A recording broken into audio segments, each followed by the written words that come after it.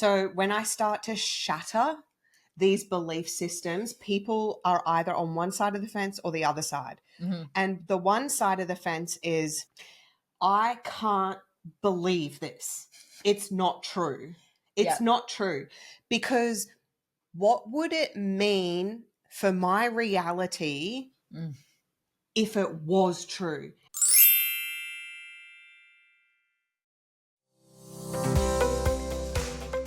Welcome to the Enlightened Podcast, the enlightened journey of life.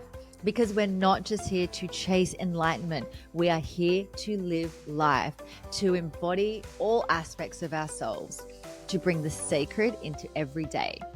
I'm your host, Jen Hamilton, self-mastery mentor, tantra guide, and sacred rebel at heart. This podcast is a devotion to the art of knowing thyself. Through solo snippets, raw musings, and deep conversations with epic guests, we explore the sacred, the sensual, and the spiritual, diving deep into self-exploration and always leaving you with something to take away. This isn't just a podcast, it's a portal to awaken, to liberate, to remember who you truly are. It is an honor to have you here. Let's get enlightened.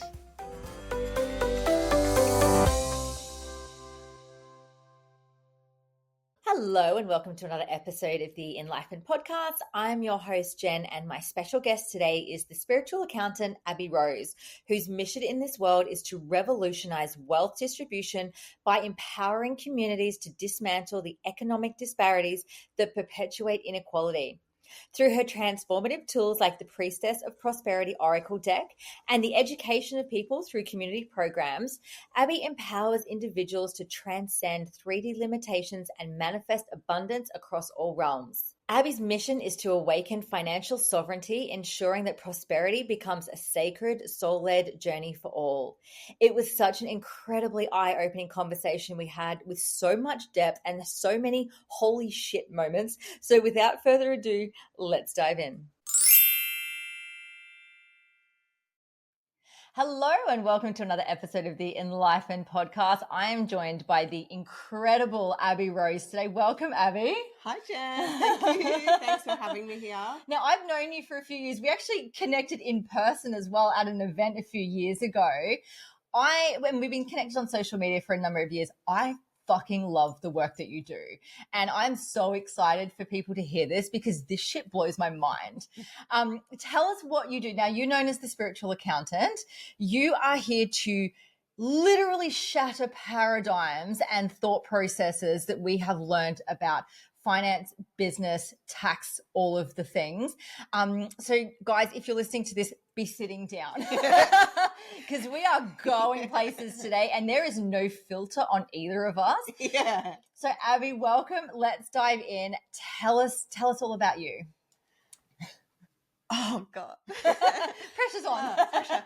Okay, so yeah, spiritual accountant. I mean, the first thing that comes to mind with that is like people usually go, what the fuck? Yeah. Right? What the fuck is a spiritual accountant? And I guess you can't really put it down to one thing, but ultimately I help people manage their finances from a holistic place, right? But if we actually look at that and what that looks like, we're indoctrinated into all of these financial systems, right? So we weren't taught finance at school.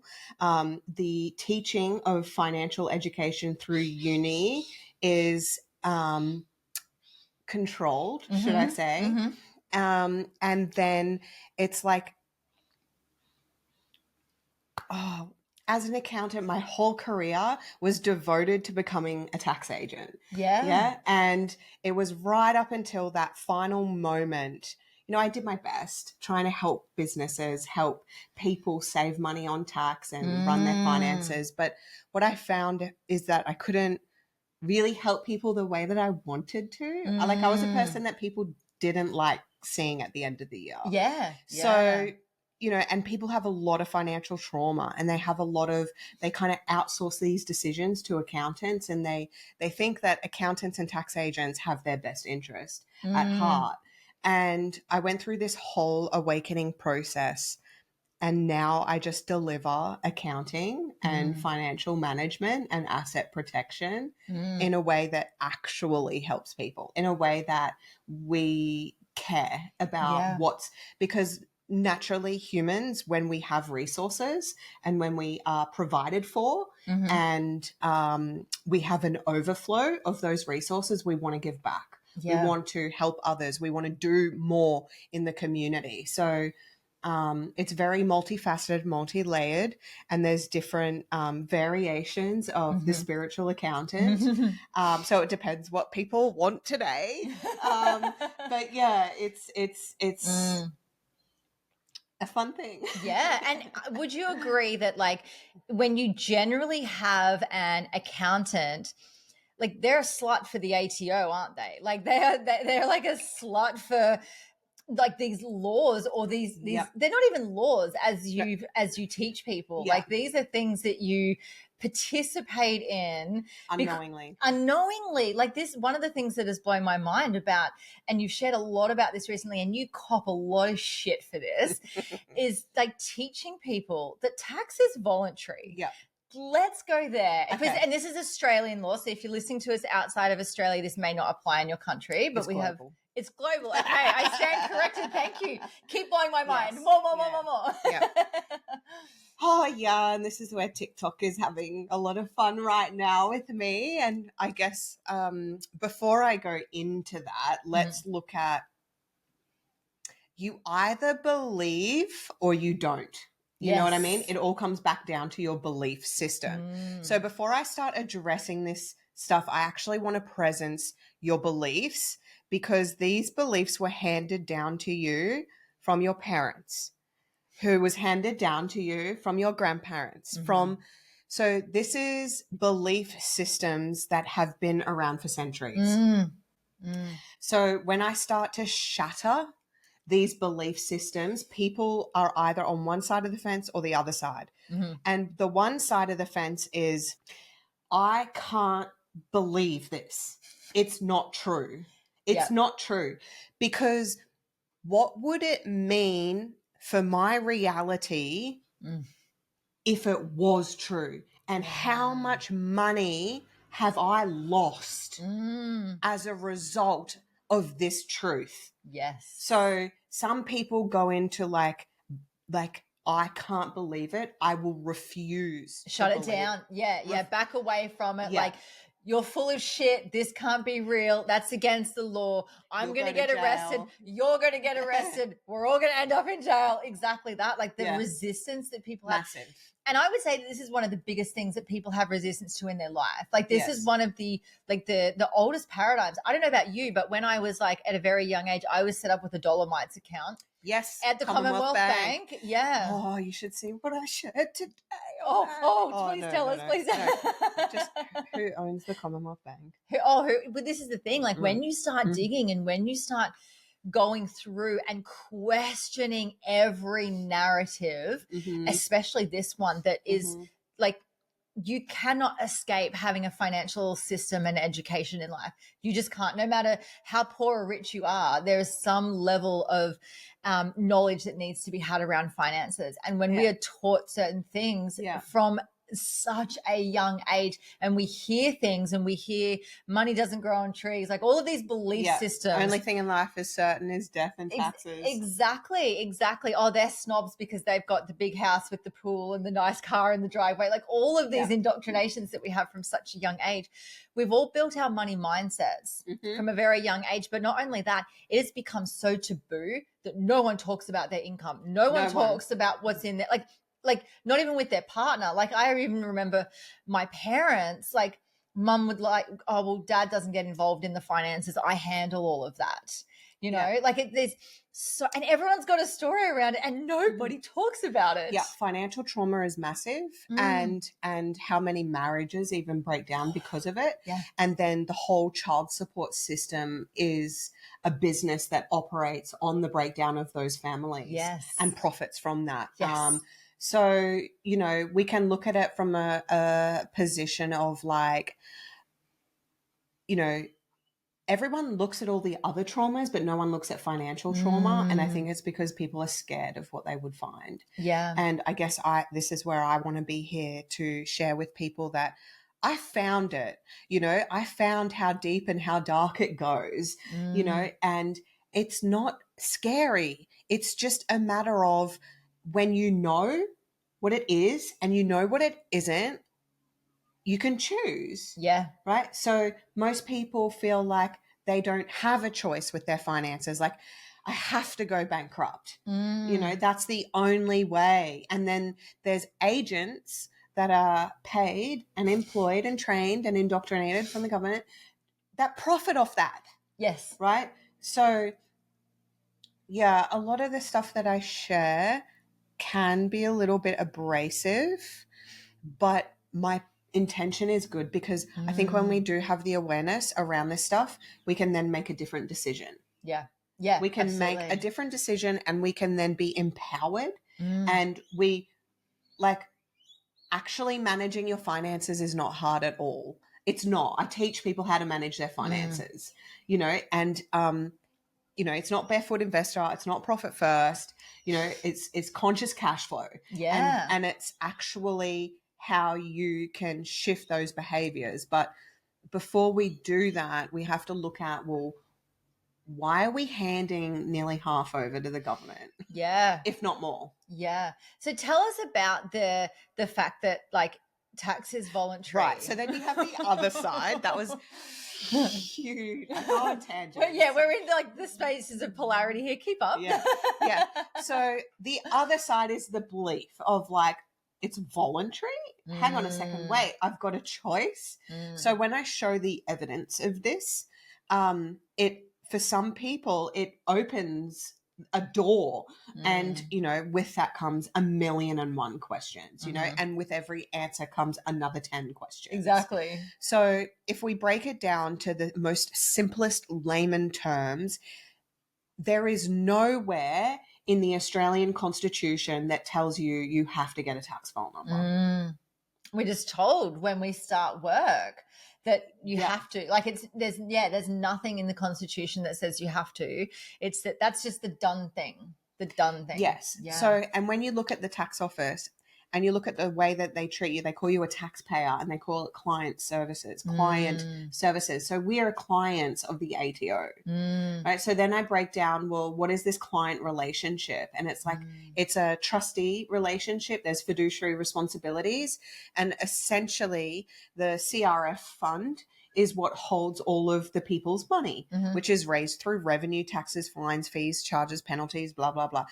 There's tax on everything. You breathe and there's taxes. I was literally when I was driving here, babe, I'm just going, fuck, there's taxes on everything. Yeah. There's taxes on taxes. Yes. As well. Yes. And I think it's just got to a point now where the economy is in such a shambles and people are really struggling. Something's got to give. Yeah. Yeah. And I believe that if people have the lawful and legal backing, they can opt out. Absolutely. Of these taxes. So when you understand the nature of the contract, the nature of your role, and the agreement that was in place, you can then essentially start to wind back that information. Yeah. And what does it look like to wind back? Like, what is that process? Okay, so it's different for everybody because everyone has a different financial landscape. So everyone has different income streams. Everyone has different liabilities.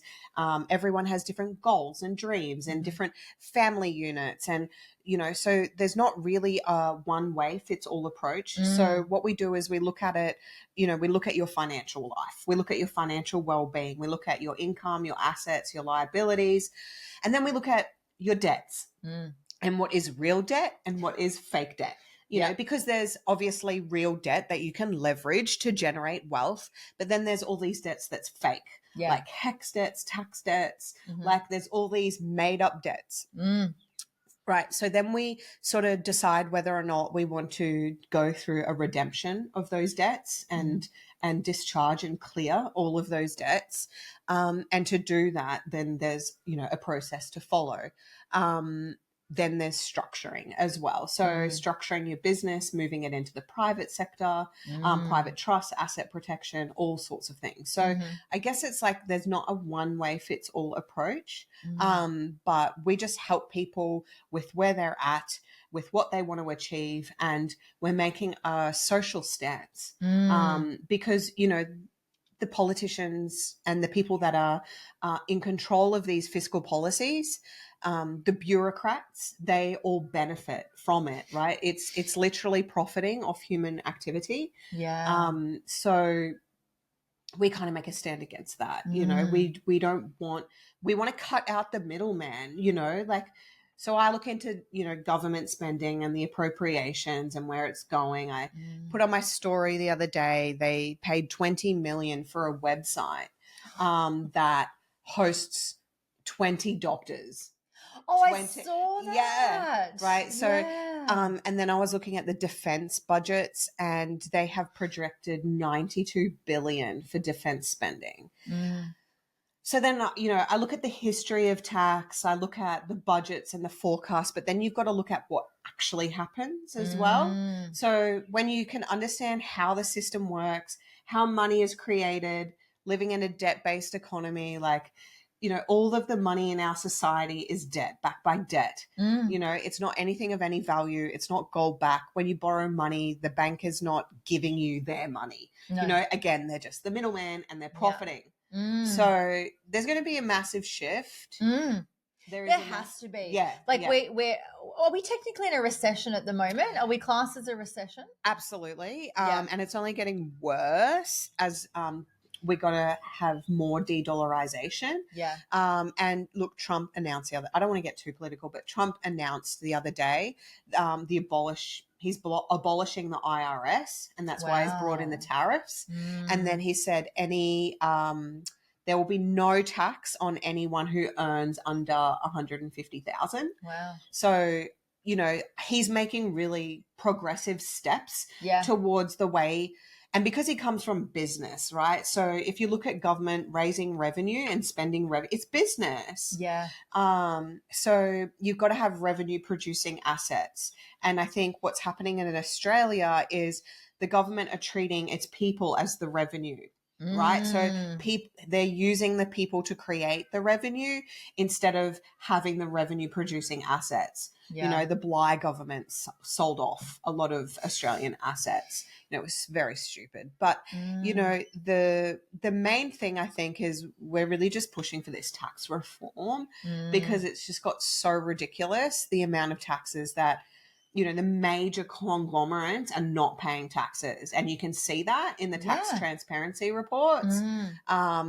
It's us that are footing the bill, you know, the everyday mums and dads, the miners, the guys in construction, like the backbone of our economy. So I kind of shine a light on all of that. If we keep going down the path that we're on, if something doesn't give in favor of positive change, what happens to this country? Okay, so change is happening. It's happening and it's positive. So everyone can just relax. There's no problem.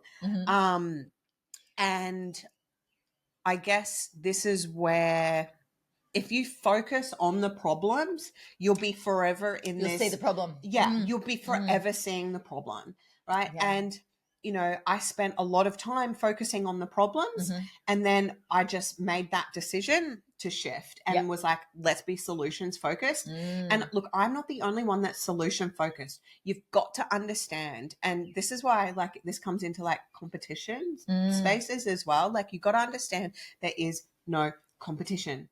We are all like collectively, naturally, with the ascension of humanity, it's happening. Right. And people are waking up. People are learning the truth. Right. The shadows have to come to light. Right. So it's happening on such a macro level because people are looking at it on a micro level as well. Right. So it's not that there aren't, you know, dark forces or, you know, doom and gloom, but there's equal and opposite light. Yes. Right. So instead of focusing on all of the naysayers or the reptilians or whatever they want to fucking call it, and it's just like humans doing shitty things. Exactly. Right? Exactly. Instead of focusing on that, like there's people operating on the other side of that, the flip side of that.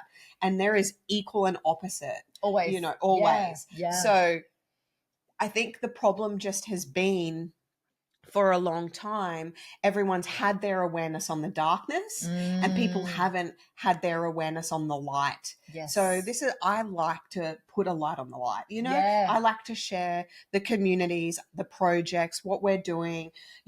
We are working for a common good for a common goal. Yes. And while there's all the legal backing and the research and all of that, like at the end of the day, no one's coming to save us.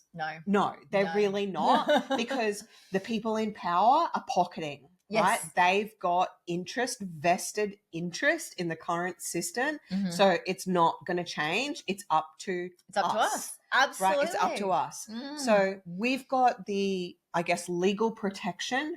So if you want to be part of that change and you want to contribute to that change and you want to be in that new earth paradigm, like physically, literally, then we've got the pathway for that. Wow. But if you just want to stay in your job and, stay, paying taxes, getting your superannuation to retire. Put your super away for 40 years. Like, who cares? You'll see it. You probably won't see it, actually. So yeah, it's I think two worlds are just going to coexist, and that's okay. Like, this is where I've sort of been going into the last couple of months, but I think they're just going to coexist. And then we've heard this too. Like, if you know the work of Dolores Cannon, who said that there will literally be two earths, that things will shift. We're already starting to see that, and I don't think that it's what people perceive it to be. Two literally separating. It's dimensions. It's two realities, right? So when you're quantum shifting your reality, it's because you're making a different decision, right? So when I see people who are operating in old paradigms, right, and that's like death and taxes, and I've got to have an employment agreement and sign a tax declaration, and I have to do my best, and blah blah blah. That's a reality, and that exists, right? But in light of new information and making new decisions, right? So by making those new decisions and then seeing the outcome of that decision, it shifts your reality. Yes. So I guess it's because all of the decisions that I've made along on my journey have led me to this reality that I now live, where I'm not afraid of anything. Like, I still assess risks and I still am careful with what I do say and what I don't say. But at the end of the day, I know what is true, right? And truth of creation. Yes. Right? Truth of creation, and where humanity and creation came from, right? And the First Nations and the tribes and like ancient, like I know those truths, and then I know the truth of the system and what has sort of come in and kind of squashed all of that out, right? So we're just coming back into wholeness. We really are. And I always say how we are in small ways is how we are in all ways. And so when we break it down and we're looking at things, we're going inwards, we're looking ways in which we can grow and evolve.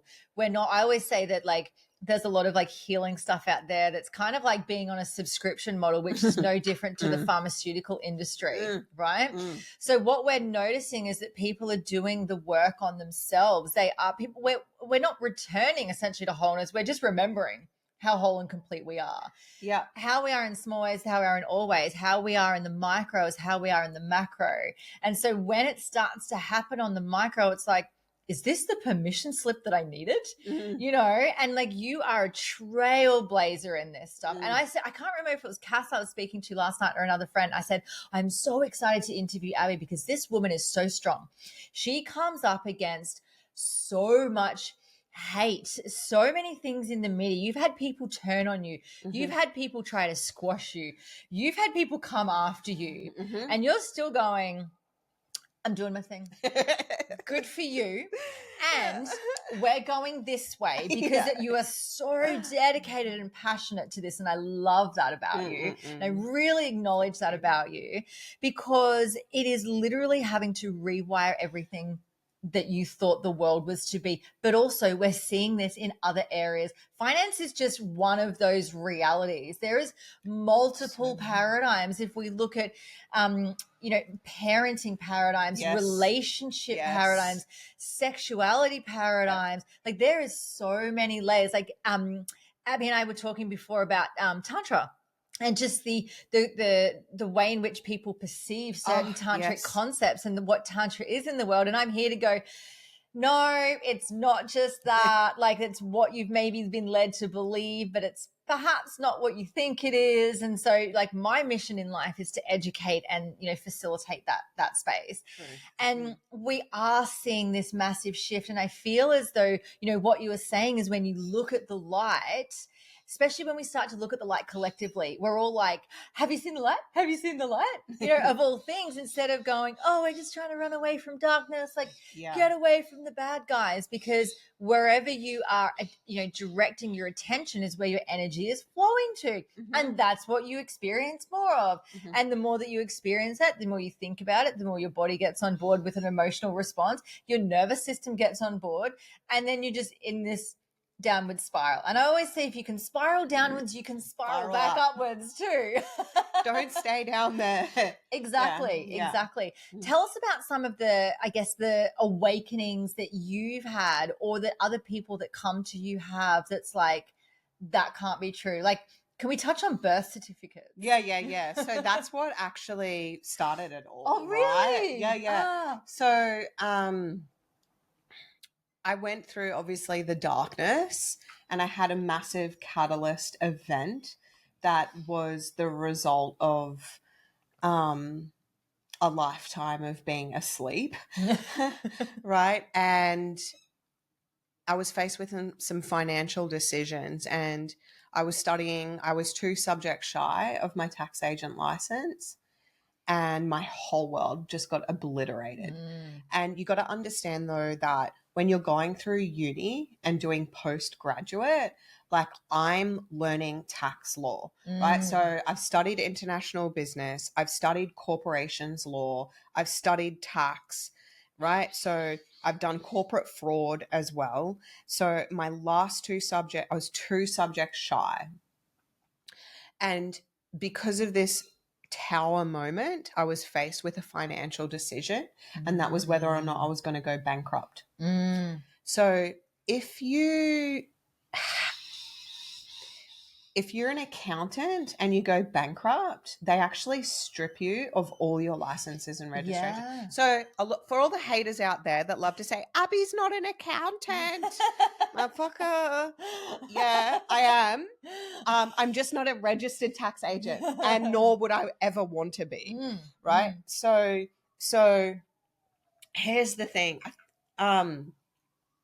Because of all of that indoctrination, I was looking through the lens of Australian commerce, right? Australian commerce and the Commonwealth of Australia and the Tax Administration Acts and the constitutions, right?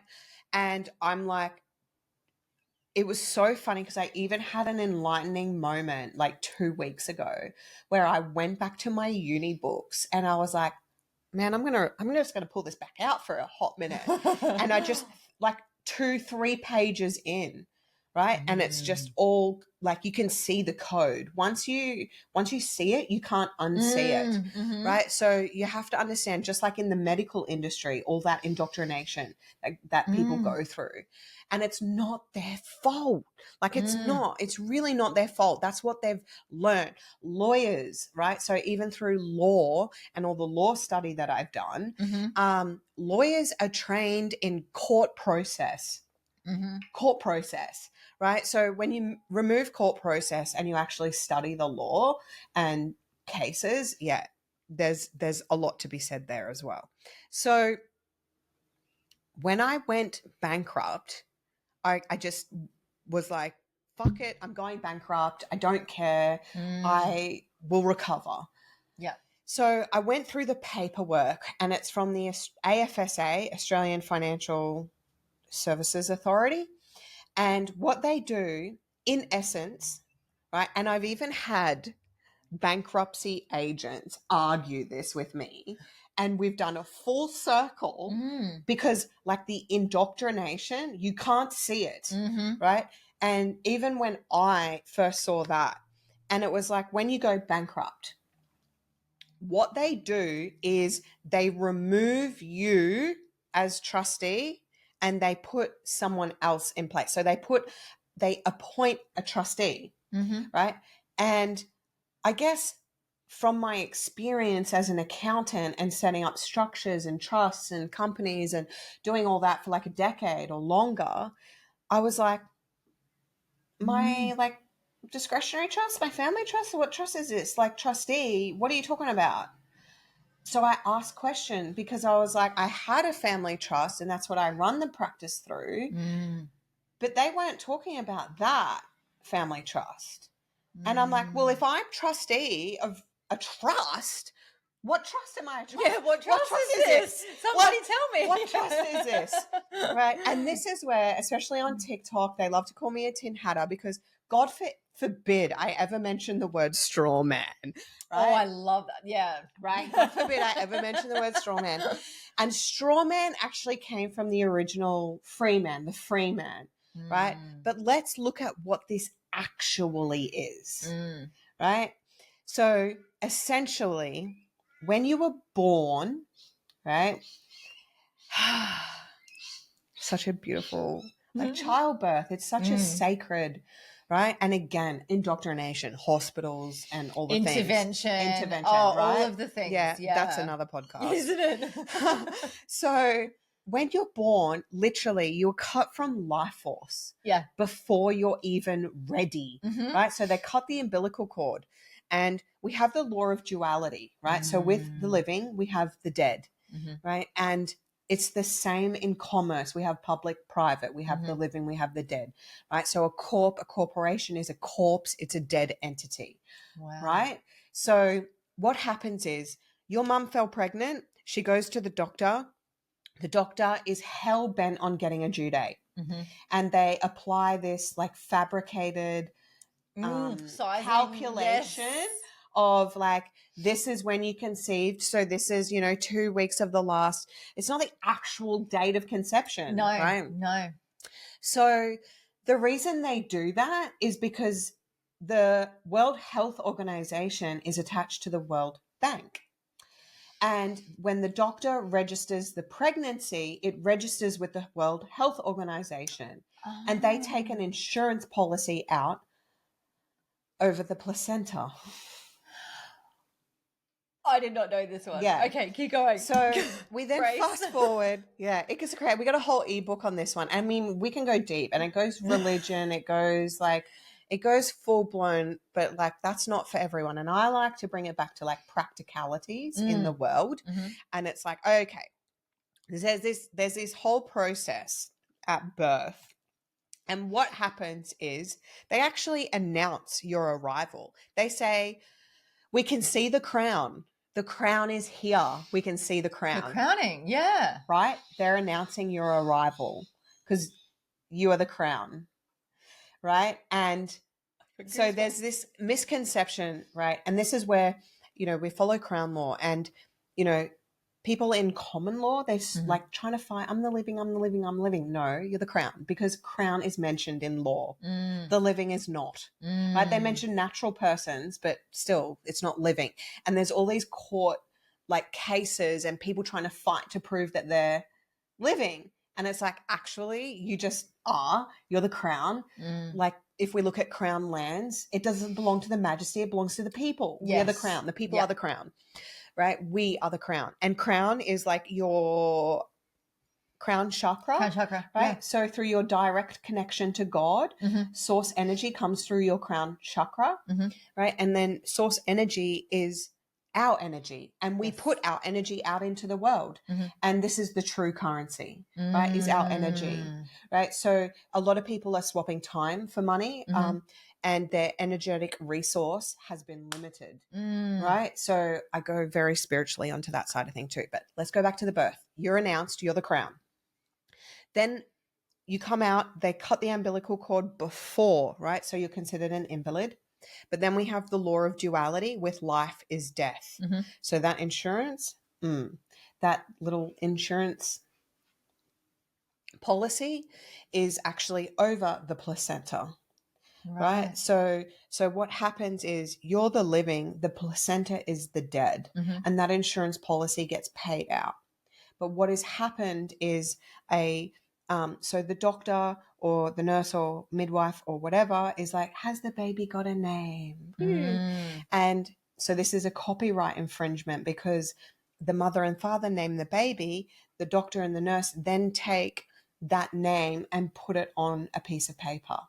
Right. So the same as with land, through conveyancing, the land turns into paper, title, paper, right?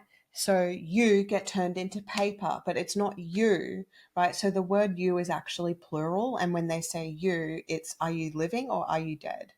So is it you, the living crown, or is it the dead placenta, your twin, right? So that birth certificate, it's filed in the system, and the registrar stamps it and the registrar signs it. And if you look at the Securities Act, so for investments and securities, right? So this birth certificate is a representation.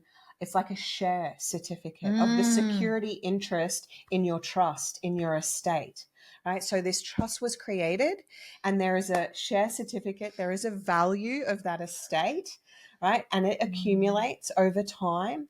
And when you hit 27, it is capped at $231 million. So literally, we are all walking around with this secret trust that no one knew about, where we are the beneficiary of this estate, and it's created for our benefit so that we can have community services, and government provides those community services. But instead of using that value to create those services and give back to the people, it's siphoned. And this is how the human energy is siphoned, human activity, people profiting off human activity. So yeah. Okay, let's all take a breath. So where does so the 231 million, I think you said, where does that come from? World Bank. Where is the World Bank? Yeah, so I think it's connected to the International Monetary Fund. And, so if you look into the Treasury, right? So government, Treasury creates bonds, right? And T-notes, Treasury notes, and they will actually mention the private investors or private equity. And this is where our trusts are being used to create currency. So they're traded on the stock market. So if you look into economics, and Australia is essentially a company, right? Yes, so I saw that the other day. Australia Proprietary Limited, wasn't it? Yes. And if you look into, it's a company listed in Washington. And then if you look into the government organizations, you've got non-corporate entities and corporate entities. And then it's a massive web to try and understand it. It's huge, it's right? massive. Yeah. So if we just look at it, it is a major MLM. It's this huge MLM where the people at the top are making bank. Literally, they're the bankers. They're making bank, right? And they own the assets. And what the assets are, us. Yeah, wow. So we're literally the cattle. We're the trading stock. It brings up so many questions, and I could literally talk about it for days. Yeah. And I think the only thing that I can really offer people is that it's not all doom and gloom, right? So we're living in a debt-based economy where they're creating money. Okay, they control both sides of the balance sheet, the pluses and the minuses. They control the revenue and the expenses, right? And it's just this machine that is working. And it's not one person or one group, right? It's just because ultimately the economy of Australia runs because of the faith and trust that the people have in the people running it, right? So it's not the system per se that is the issue, I believe. It is just actually the people running it. Yeah. So the solution to that is that, well, we used to be, okay, so tax came in 1947, PAYE tax came in. Tax originally came in to fund the wars. And once that was over, it continued. PAYE tax came in so it could help families for family benefits, right? But if you look at the difference between how much PAYG tax is paid today and how much family benefits get paid, it's grossly misproportioned, right? Luxury car tax came in, right, to save the car manufacturing industries. Those industries crumbled and we still pay luxury car tax. Yeah. So like there's so many taxes and it's like fingers in so many pies, and it's like we've lost sight. Yes. We've actually just lost sight. It's just this model that the profits are just being siphoned out and people are sick and dying. And, the cures for cancer are being pushed down. Yeah, made to be illegal. Yes. Yeah, ivermectin, all the things. Someone commented on my TikTok and they were like 550% discount on ivermectin. And I was just like, they were having a dig. And I was just like, you got no idea. You got no idea. You actually got no idea. And like, I had a look into, the food industry and all these food labels and like every single industry, you have to understand every single industry needs a huge audit. Oh, massively. And the like education system. Education, medical, even construction and mining as well. Like it's, Abbey Rose can't do all of it. Yeah. She's like, single file, line up, let's start with finance in this lifetime. Yeah. So I guess I'm just here to shed a light on it. But also let people know that there are solutions. Yeah. Right. There are solutions to the problem. And, it's that blind compliance that keeps us stuck. And when you learn who you are and when you learn who you are not, you get to choose where you want to be. Yeah. Do you want to operate in public commerce or do you want to move to the private into a free trade economy? So, we're working on a couple of campaigns because not everyone can move to the private. So we want to create jobs in the private. We want to create, we really want these solutions. And we've got amazing people, we've got regenerative farming, we've got beef cattle, like it's amazing. We've got also the medbeds technology that is here in Australia and it is happening and we're curing cancer. Well, I say we are, but it's like the collective I see it. I see all of these things and people don't know and it's like we actually are curing cancer. Yeah. I can say it because I'm not doing it, but they can't say it because they are doing it. Yeah. So I can say it. They're curing cancer and actually the CEO of Queensland Health went to my client with a brain tumor, cured in a week with the cardio medbed cell sonic technology. And, there's detox protocols and then there's also emotional protocols. And then there's also the physical manipulations as well, right? Because healing is holistic. Cured it within a week, didn't breathe a word. Of course not. Of course not. there goes their retirement if they speak out about it. Absolutely. I think, and one of the biggest takeaways I think as well is that there's a lawful way of exiting the system. And I know, because we'll speak into the group that you have on Facebook shortly, because I love the content that I see coming through there and what you share about that. And one of the things that I know that you drum home is that it's not a matter of just not paying your tax and having fines come at you and like just ignoring things. It's not about that at all. And a lot of people think that could work. That could work. Yeah. That you have strategies, you have lawful strategies that you abide by a crown law that says that actually this is illegal, this is legal moving forward. A lot of people don't know about it. And there's ways of exiting systems and entering other ways of doing things, which takes time, which takes strategy, which takes working with someone like yourself or your team to do it in a way that's actually it feels good. It feels good, and it's nourishing, really, because it's like, okay, I'm doing this where I can close parts of old things down whilst opening new things, and there's a transition process that has to happen. Yeah, absolutely. One of the questions I have, because I'm very much looking at heading into the private section, coming from very similar, a trustee, like a family trust company, all of those things, paying BAS, all of those things. Don't shake your head at me. That's all right. But doing all of those things. But also one of the misconceptions, or one of the things that I've heard, is that when you enter in that system, you're no longer available to, say, get a home loan or a car loan, because you don't exist outside of that. Can you clear that up for us? That's absolutely not true. We have private equity, private lenders, and there's more than one way to skin a cat, and we've got all the ways. This episode of the Enlifen podcast is proudly sponsored by the Sanctuary of Self, your portal to self-discovery and creating a sanctuary within. At the Sanctuary of Self, our philosophy is rooted in the belief that true transformation begins with knowing yourself deeply. Here you will find my signature programs.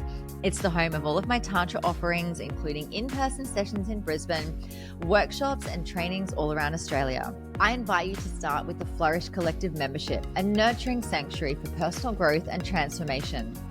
This membership offers a greenhouse of resources, including workbooks, meditations, and soulful self-paced practices designed to help you cultivate alignment, purpose, and self-love. At only $44 per month with no lock-in contract, you can access an abundance of resources, videos, ebooks, meditations, and workshops with new content added monthly. Head to sanctuaryofself.love for all the juicy details. So this is where, you've got a team of financial professionals and financial experts, right? You do not have licensed financial planners and licensed tax agents. Sorry, no. But we are all about using the education that we have on what we know about financial decisions to empower you. We don't tell you what to do. We just say this option. Here's the benefits and risks of this. Here's the benefits and risks of this, right? You go and decide what's best for your family, right? Because at the end of the day, it is what, and there's not a one size fits all approach. We've got people that are still in the public. We've got people that run hybrids. We've got people that are fully private. We're moving crypto private. We're creating private coins and currencies as well. So like there's so much out there, and you can even borrow against crypto. Like it's crazy. Wow. And we have private lenders, private equity as well. Okay, that's amazing to know, because that was one of the things I was like, oh, well, how does that work if you like underground with the cool kids essentially? But you're like, but I kind of need some of the stuff out there. So there's access to all of those things. Is this just happening in Australia? Is this happening, like, where is this really taking off in the world, this private sector? Yeah, so it is global. And I guess it originally started, the PMAs started over in America. But what I've really been anchoring deep into lately is why it's so important here. And if you look at it, we go back into the ancient tribes and the original people and the first human. And the dawn of humanity actually started in Australia, and we are Lemuria, and the magic that is here is Lemuria. And I know this is really woo-woo, but I really just need to explain this because it's happening here because I truly believe that this is the dawn of a new age, of a new humanity, and an advanced okay, an advanced civilization does not require currency. But to get there, right, we have to like go through all of this stuff. And it's literally because the treaties that we do with the tribes and the currency that we create from, you know, the minerals and the resources in our bodies, you know, like people call me crazy for all of this stuff. And I don't want to go too far down the spiritual woo-woo stuff, but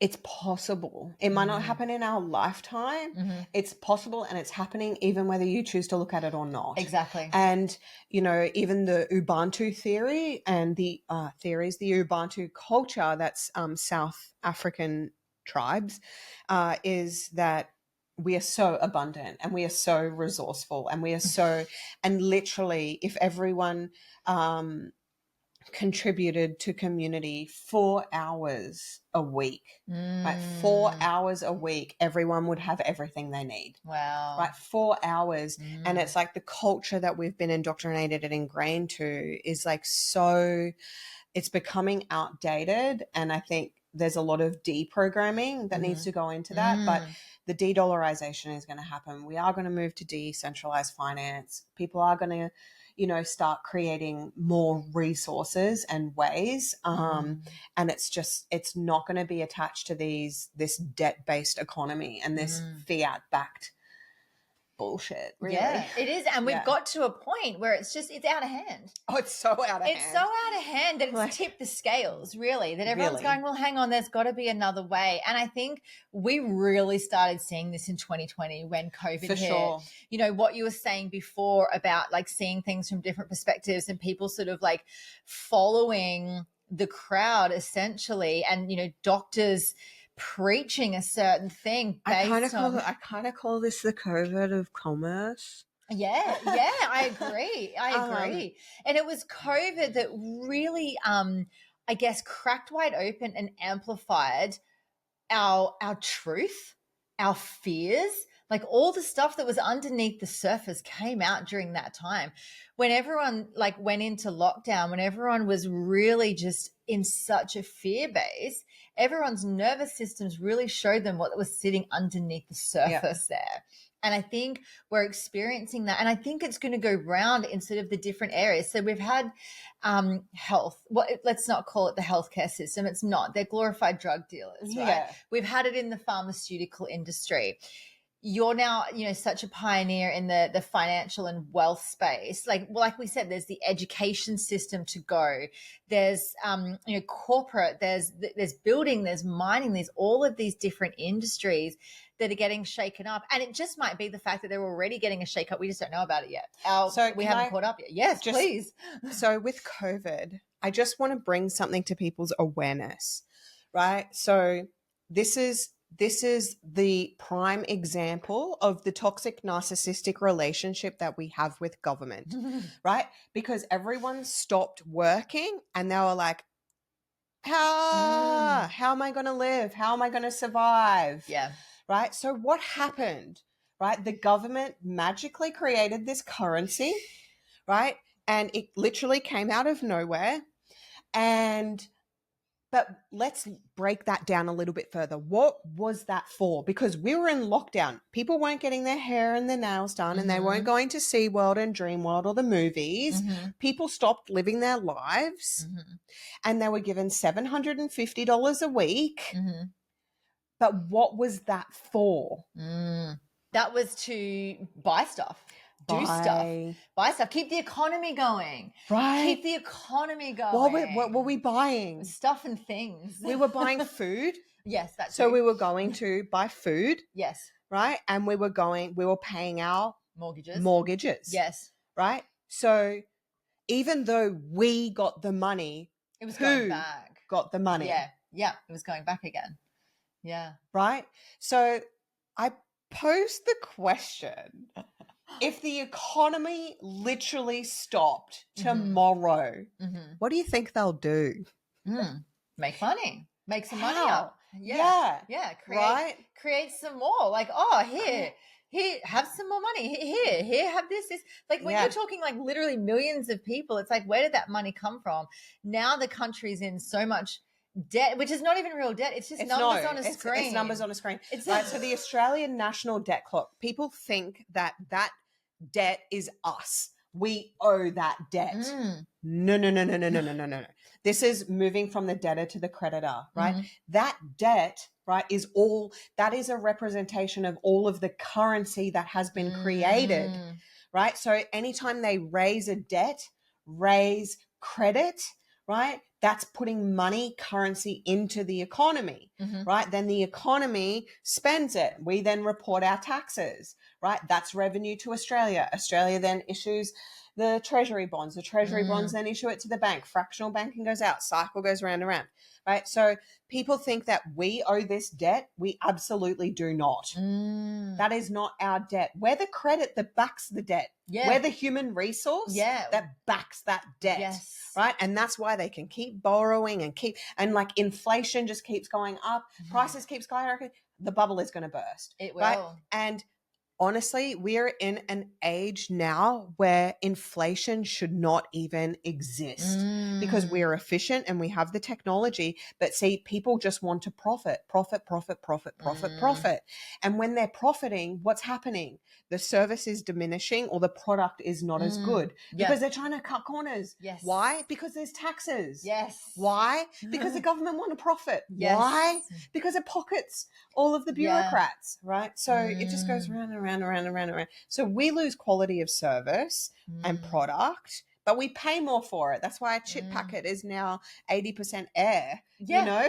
Yeah, absolutely. Not that I eat chips. I eat chips, but, you know. So the 230 million that's sitting against us, is that accessible? Like, where is that, like, in the magical World Bank?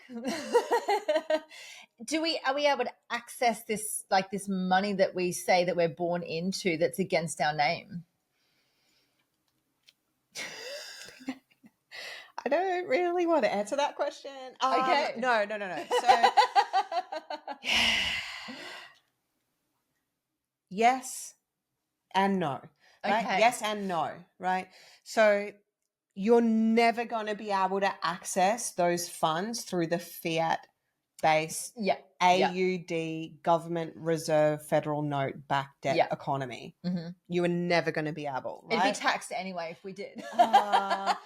I mean, there is a way, I guess, like that's what they use to discharge, right? So if you look at tax, right? So what happens is they create a common fund, right? You log into your MyGov accounts and you see those accounts there, right? So you then lodge your taxes and then it'll show a refund or you owe money, right? So those are common funds that are created on your behalf, which is attached to your estate, right? So the ATO doesn't make money when you physically pay that back.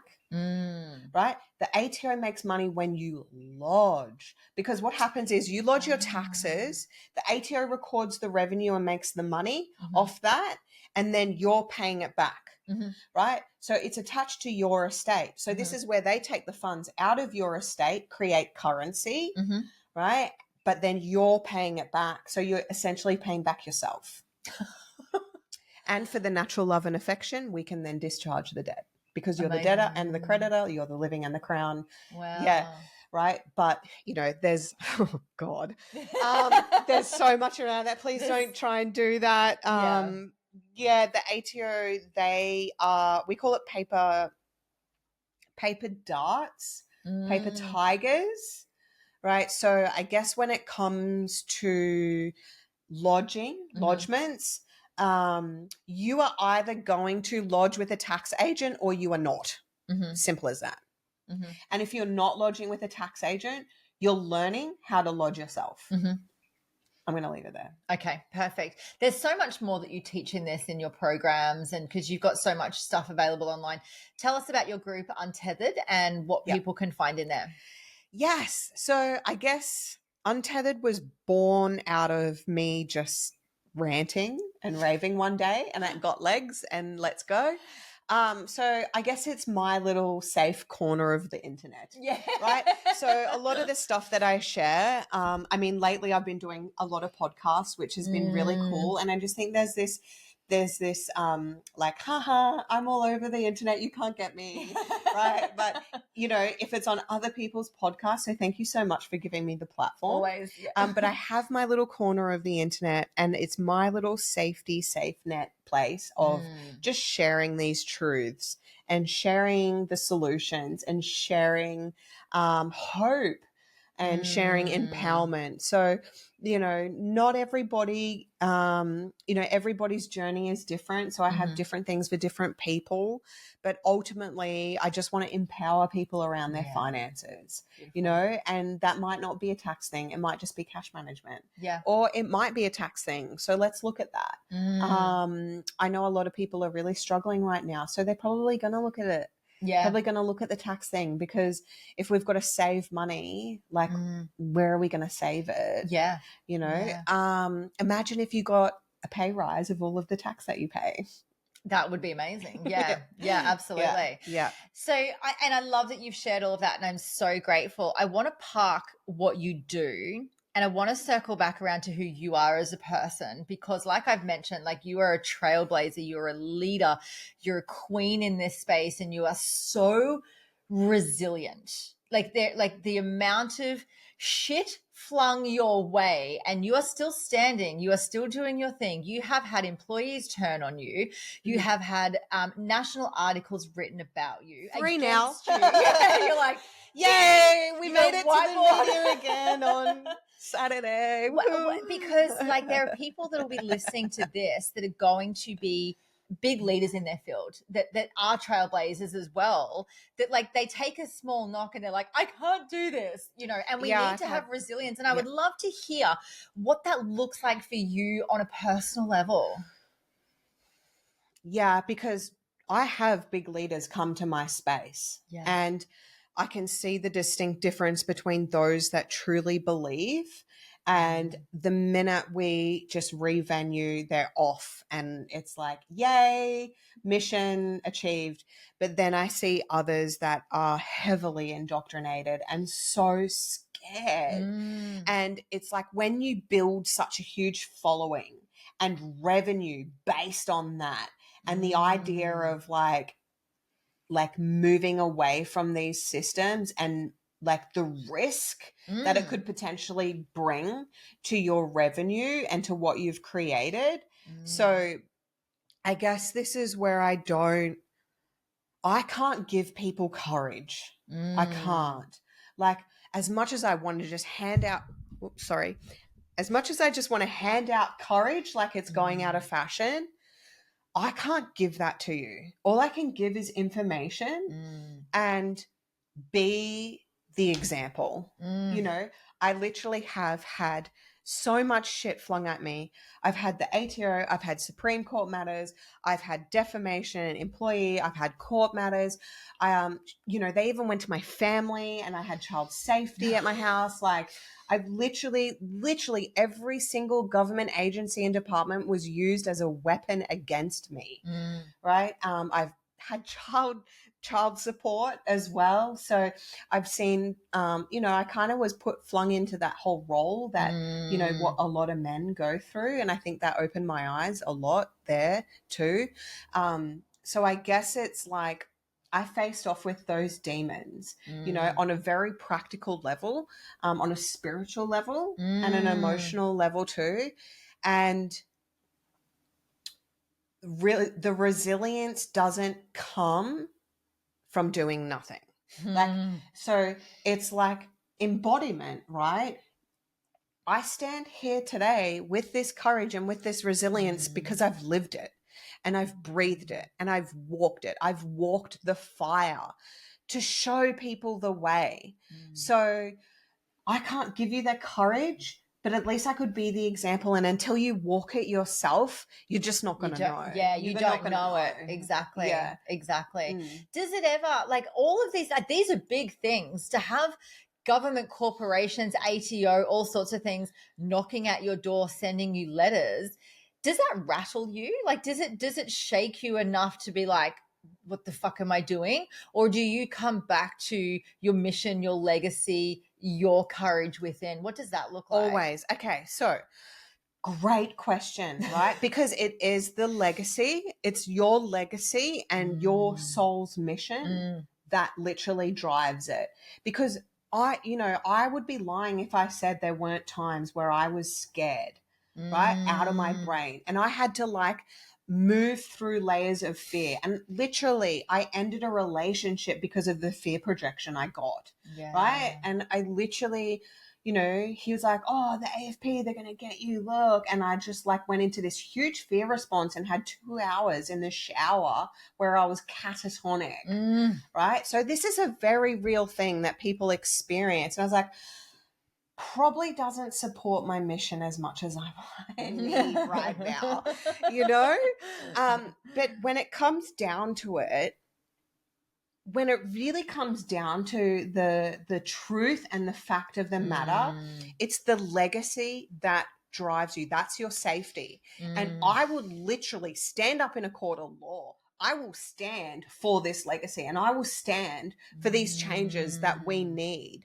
And if it means that I have to sacrifice things like relationship or time with my kids, and I've got many sacrifices and people don't see those sacrifices, but I see the vision and the future, and that's the safety you can really sit in. And that's where you can draw that courage for, because if not for our children, then who? Yeah. If not, because we've got to clean up this mess, not hand it to them. Exactly that. Not hand it to them. Yeah. And I do it for them. I do it for my kids. I love that. And you've got to have that. Leaders as we are in our fields in life, you can't just like get one comment thrown at you. Like I ran an ad for a Tantra event that I'm running in a couple of weeks with my partner, and someone commented on my Facebook post like, oh, ha ha ha, what's this in English kind of thing, because I had no idea. And I was like, oh, did I? And I was like, no, fuck you. Like, it does. Sure. It's like, it could be a little comment somewhere, but you've got to be so you're so resilient, so courageous to show up, and you have to have conviction in your messaging, conviction in your work, conviction in what it is that you're bringing forward, that you're already knowing that you're doing this on a soul level, that you're here to do this. When you're dealing with mainstream, because it'll be the mainstream that you get those comments, right? Always. And I've seen leaders go mainstream and what it does to them. And for some, it really activates them. And for others, it completely obliterates them. Yeah. And, fingers crossed when I go mainstream, it will activate, right? Yeah. And so the way that I look at it, you were mentioning Conversations with God, right? Yes, so I was talking about the Shack. Yeah. Yes. So I read those 2 books and the Shack, right? So in the Shack, it was learning about God's love, right? Because he was like, how could you love this man who killed my daughter, and he was in trauma around that. And it was such a beautiful, metaphor for unconditional love, right? So when you've got the mainstream commenting on your stuff, right, you're going to get hit with projection, right? So pretty much 95% of humans project their shit, right? That is just human nature, right? And there are the 5% that can see that they're projecting their shit and will own it and take responsibility for it, right?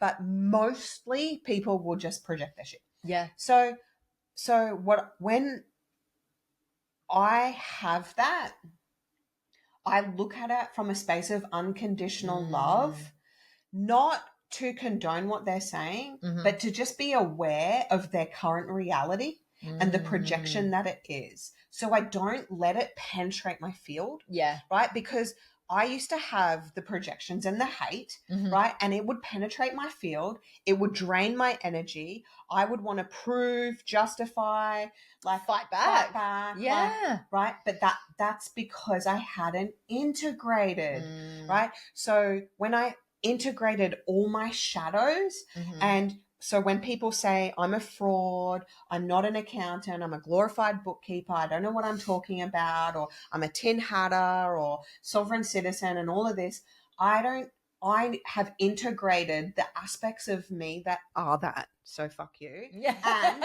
I'm also okay with that being someone's projection of me. But it doesn't make me. Right. So I know who I am and who I am not. And I know what values drive my business and financial decisions. Yeah. So, you know, people can scream, oh, she does it for the money. Like, dude, I got no fucking money. Like, it goes back into community. Yeah. Right. And I just want to keep pouring it back into community. So, do you know what I mean? Like, it's just those things ricochet off. And then you can actually hold true unconditional love for those projections and it doesn't affect you because you're like, oh, I see you. I see where you're at. I see that it doesn't mean anything about me. Yeah. Yeah. I'm still going to shine my light. The version of you that exists in every person's mind is ultimately none of your business.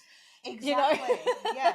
And that version is a mirror to who they are. To their stuff. Exactly that. Exactly that. And this is why it's so important to, you know, do your self-mastery work, really, to know who you are, to know what it is that your soul is here to do the thing, like support yourself through it, love yourself so deeply hard. through this, because if you've got people projecting shit at you and you're projecting shit at yourself, you're putting yourself down, you're going to just end up in a pit at the bottom. You're going to take all of those things that people have said as gospel or truth. Yeah, you'll be completely burnt out. And this is why it's so important to just know who you are. Yes. You know, to stand true and to be able to come to a place where people can project whatever they want, throw whatever they want, and you just love their soul. You don't have to like them as a person, but love their soul. All realities exist. Exactly. All realities exist. Exactly. Yeah. That's been a huge thing, right? Because to face off with your shadows and to face off with your own shit, like this is why, you know, I think that the personal development work and the shadow work and the embodiment work, like it's all needed. And this is where I look out, like as an accountant, at everybody's business and everybody's place in personal development, spiritual development, mindset work. Everyone has their place because guess what? It's all needed. Yes. Because the leaders who are going to be birthed from those spaces are literally going to change the world. Yeah. So I look back and I see little ads like going through all those journeys and thank you so much for doing that. Like I'm so grateful for the version of me that chose that because it's hard and it hurts and it's like sometimes you feel like you're just going in circles, right? But there's got to be a point where you hit that glass ceiling and you actually just break through the bullshit. Yeah.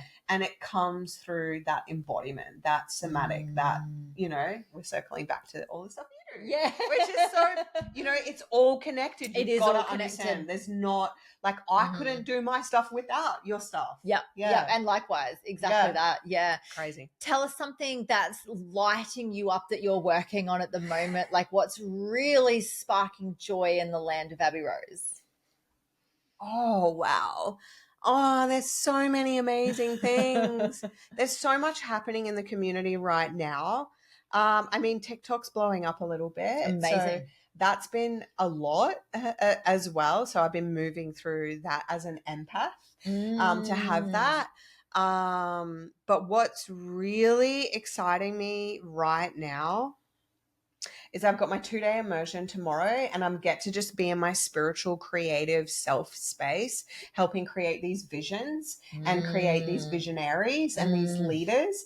And, you know, yes, it's financial management, but it's what are we creating? So that really lights me up. Like I'm going to sit in a space with these amazing epic humans and the things that birth. Like it's new world stuff. It's like things that don't exist. That's why it's innovators, right? Because to innovate is something that doesn't exist, creating something that doesn't exist. Yes. So yeah, I'm excited for that. And that's where I want to spend my time because these are the people that are changing the economy. Yes, there's a bit of a mess to clean up, but like that's where we're going. So I love that. I love that space. Amazing. And as you said, like that's the light side of the dark. There is going to be duality in all of this, as much as like there's heaviness, there's uncertainty, like there is massive change happening. And it's constantly being birthed as well. It's constantly coming forward. There is always people with new ideas, new visions that are bringing these things to light, and it's fucking magical to witness. It really is. Honestly, like the people that I'm supporting at a closer level, because as much as I love, you know, all the PMA private stuff, tax stuff, like ultimately I get my joy out of these new creations. So just seeing, you know, books that are getting created, seeing services and modalities that are getting created, you know, expanding people's capacity so they can hold more healing, you know, centers and spaces. We just invested 15 grand into a wellness center that's opening in Perth this weekend. Which, by the way, the golden thread is that I know someone that's spoken to them to run a Tantra event there. Yes. When I saw your post about that, and I've got goosebumps again. I'm like, oh, this is what happens. Like the synchronicities, like you connect with people. Like it's like, oh my God, this just feels juicy because this is the new paradigm. Yeah. There's this like telepathic link that happens. Yes. There's connections that resonance. You have. Yes, a resonance. That's the word I'm looking for.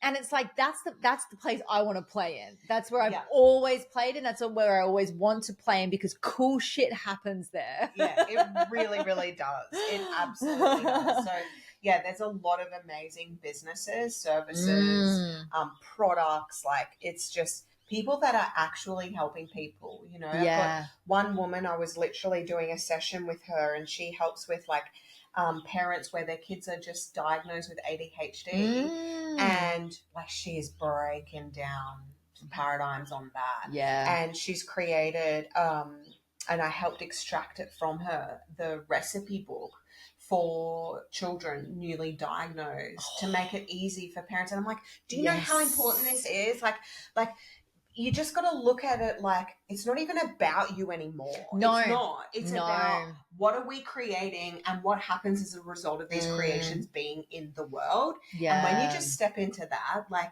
it's so infinite and limitless and like it's exciting. And service work is where it's at. And I think a lot of people get to a point in their journey where they have some kind of awakening or some type of major shift that goes, okay, I'm here to help people. And I realize that what I actually get back from that, I'm not talking a monetary thing, but to be of service, to show up in the community, to help other people, to share a message that might impact just one other person in this world is like, it's the best feeling. It really is. And you know what? So this is where that's your currency, right? That is your currency. And money in the bank is the byproduct of that currency. Yes. Right? Because we all have an energetic value and an energetic currency. And it's our capacity and the value of your energetic capacity, the value of, and how many people you can reach. And when you put the systems in place, but when you shift from being in business for profit and move to being in business for people, that's game changer. Yes. Right? So a lot of people create business or they go into coaching because they want to make money, right? But when we shift out of that and we genuinely want to help people and you base your business around those values, this is where like cosmic currency just flows. Yeah, it's true.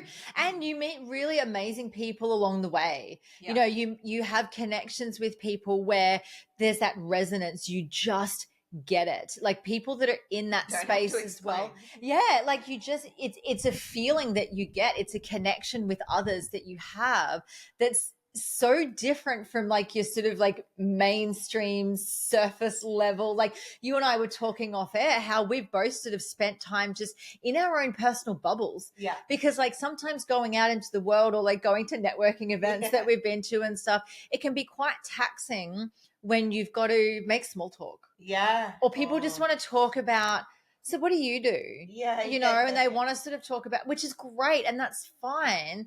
But when you're the Where's one the real driving, conversation? when you're the one driving the depth of conversation and asking all of the questions, like I've been to quite a number of networking events where it almost feels like a coaching session to people that I'm talking to, because I can't do like surface level stuff. And then people are so intrigued and I just love what I do. And so I'm taking them places and then I'm like, bills in the mail. Yeah.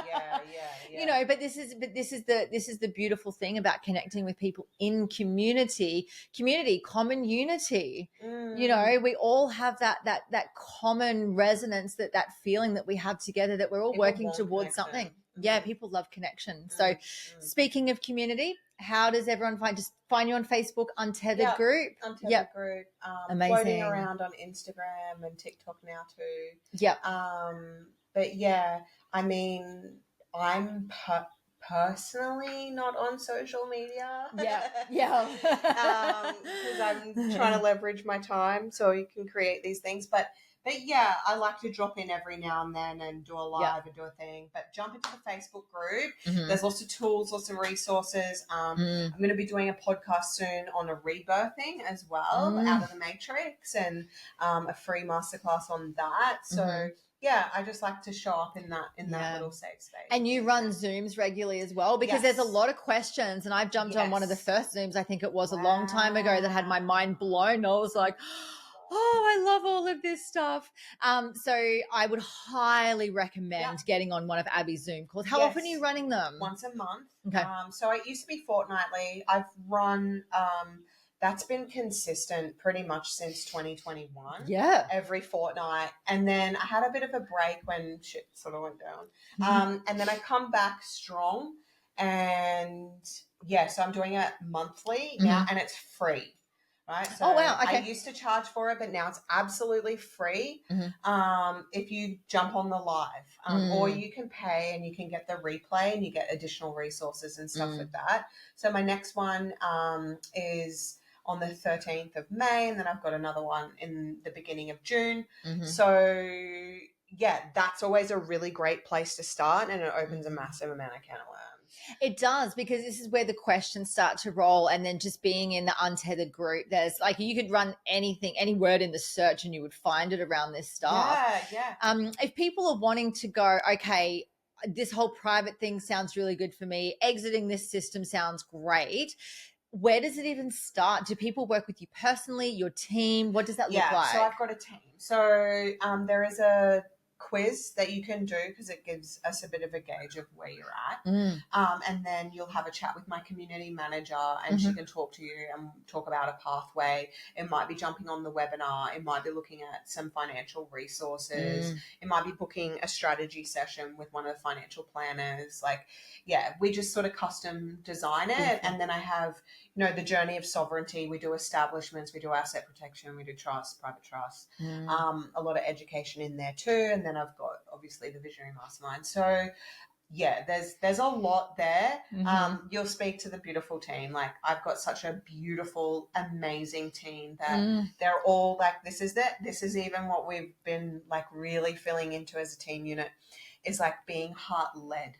Right? Yes. Heart-centered, the difference between heart-centered and heart-led. Like, it's really great to be heart-centered, but if you're led from the heart, like man, it just sort of hits a little bit differently. It does. When you said that, I had like, my body had a response. I was like, oh yeah, more of that, please.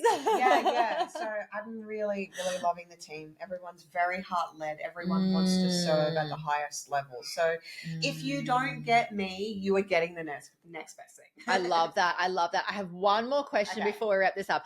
Abbey Rose, what is the meaning of life? Love. Oh, yes. Yes. I love love. I love love. I love love. I love love. Love is the meaning, right? Yes. But I think it's like, the nuance of that is like, everybody's expression of love is different, right? So how we give and receive love is different. So when you can tap into like your soul essence, you can really unlock that. But ultimately, like, I think all of it is about love, right? It's communicating love. It's like, how close or far away from love are we? And like, what are the things that we are doing in our life to feel loved, to give love to? And I just absolutely love love. And I love it when you can actually mix this into your business. And you can, like, I've got a beautiful home, a beautiful family, a beautiful partner, a beautiful business. Like, fuck, it just doesn't even get better. It does not even get better. And it's love. That's what it all comes back down to. So yum. Thank you so much for all of your wisdom, your love, all of your knowledge, and being a guest. We'll definitely have you back on for another tangent. Thank you. Thank you, listeners. That was Abbey Rose. Thank you so much for joining me for this episode. I hope you love the Enlighten podcast, and the biggest compliment you can give me is subscribing to this podcast, sharing it, and leaving a rating and review. Feel free to follow me on Instagram. My handle is @JenHamiltonOfficial, and the podcast handle is Enlightened_podcast. You can also find the video version on YouTube on my channel. Just search Enlightened, and don't forget to hit subscribe. Have a beautiful day and enjoy living the enlightened journey of life.